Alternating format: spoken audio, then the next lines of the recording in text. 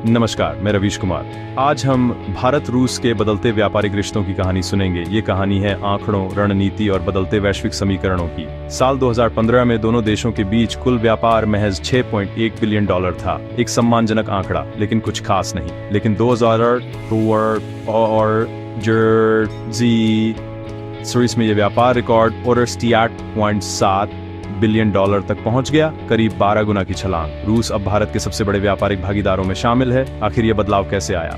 ये वृद्धि रातों रात नहीं हुई, इसके बीज धीरे धीरे बोए गए। लेकिन असली उछाल 2022 में आया।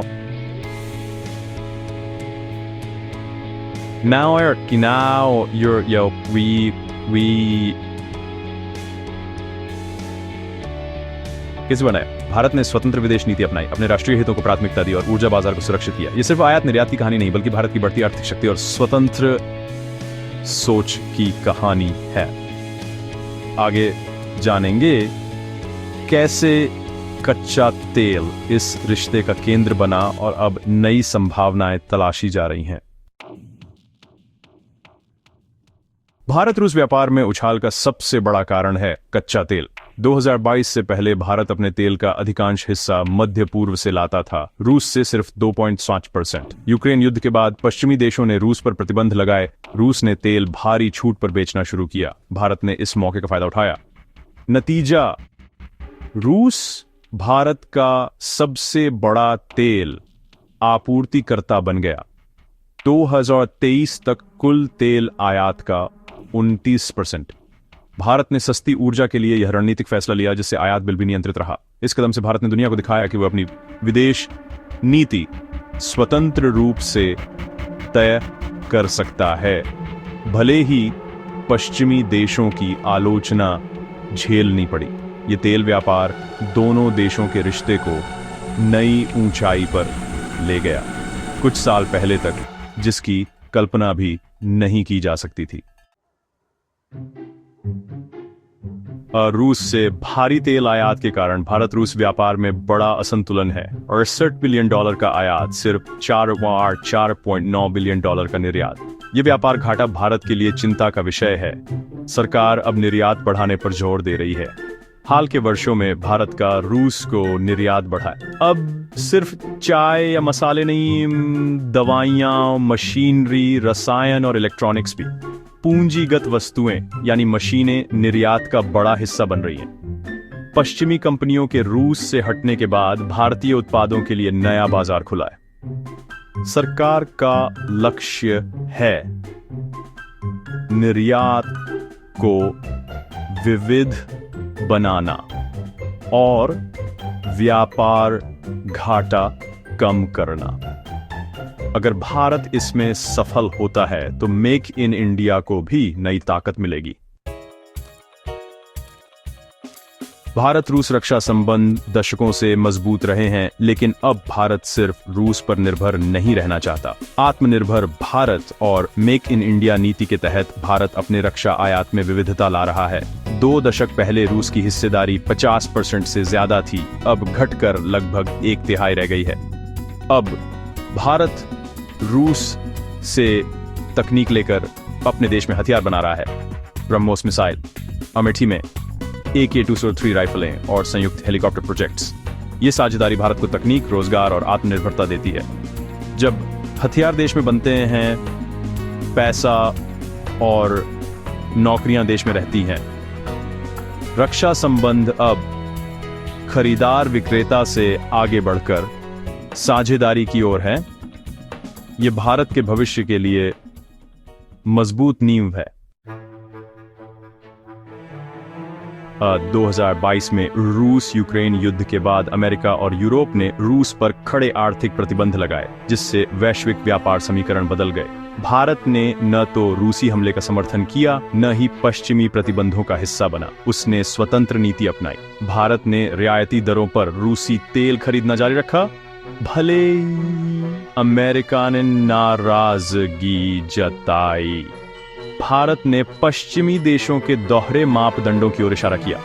यूरोप और अमेरिका भी रूस से व्यापार करते रहे। भारत का तर्क था, रूसी तेल खरीदने से वैश्विक बाजार में कीमतें स्थिर रहीं, जिससे आम लोगों को राहत मिली।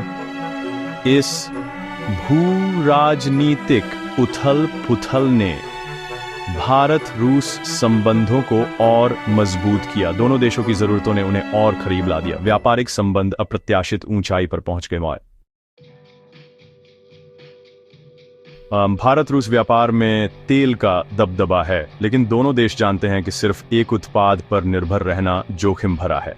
अब व्यापार को विविध बनाने पर जोर है। परमाणु ऊर्जा, रेलवे, आईटी, विमानन, साइबर सुरक्षा, रसायन जैसे क्षेत्रों में सहयोग बढ़ रहा है। रूस में पश्चिमी कंपनियों के जाने से भारतीय फार्मा कंपनियों के लिए नया बाजार खुला है। कृषि और उर्वरक भी सहयोग के अहम क्षेत्र हैं। भारत रूस से उर्वरक आयात करता है और कृषि उत्पाद निर्यात कर सकता है। दोनों देशों ने 2030 तक व्यापार को $100 बिलियन तक पहुंचाने का लक्ष्य रखा है। इसके लिए व्यापार की टोकरी में नए उत्पाद और सेवाएं जोड़नी होंगी। लॉजिस्टिक्स सुधारने के लिए अंतर्राष्ट्रीय उत्तर दक्षिण परिवहन गलियारे जैसे प्रोजेक्ट्स पर काम हो रहा है। ये सब भारत रूस व्यापार को टिकाऊ और संतुलित बनाने की दिशा में है। मेक इन इंडिया भारत को विनिर्माण केंद्र बनाने का सपना है। रूस इसमें अहम भागीदार बन रहा है। पहले रिश्ता खरीदार विक्रेता का था, अब साझेदारी का है। दोनों देश मिलकर भारत में उत्पादन कर रहे हैं। रक्षा क्षेत्र में AK-203 राइफलें, K-260 हेलीकॉप्टरों का भारत में निर्माण इसी सोच है। से देश में पैसा, रोजगार और तकनीक आती है, भविष्य में निर्यात भी संभव है। तकनीकी साझेदारी सिर्फ रक्षा तक सीमित नहीं, परमाणु ऊर्जा, रेलवे, अंतरिक्ष विज्ञान में भी सहयोग बढ़ रहा है। रूस भारत को बराबर का तकनीकी साझेदार मान रहा है। यह सहयोग भारत को आयातक से उत्पादक और निर्यातक देश में बदलने में मदद कर रहा है। आने वाले दशकों में यह बदलाव भारत की आर्थिक तस्वीर बदल सकता है। भारत रूस संबंध अब जमीन से आसमान तक फैल रहे हैं। एरोस्पेस और विनिर्माण में नए अवसर खुल रहे हैं। एरोस्पेस में दोनों देश मिलकर यात्री विमानों, उनके पुर्जों और अंतरिक्ष सेवाओं में सहयोग कर सकते हैं। इससे भारत में उच्च तकनीक, रोजगार और वैश्विक बाजार में नई पहचान मिलेगी। भारी मशीनरी, जहाज निर्माण, धातु विज्ञान में भी रूस की तकनीक भारत के काम आ सकती है। भारत के सागर माला प्रोजेक्ट और बुनियादी ढांचे के विकास में रूसी निवेश और तकनीक अहम हो सकते हैं। इन अवसरों को साकार करने के लिए लॉजिस्टिक्स सुधारना जरूरी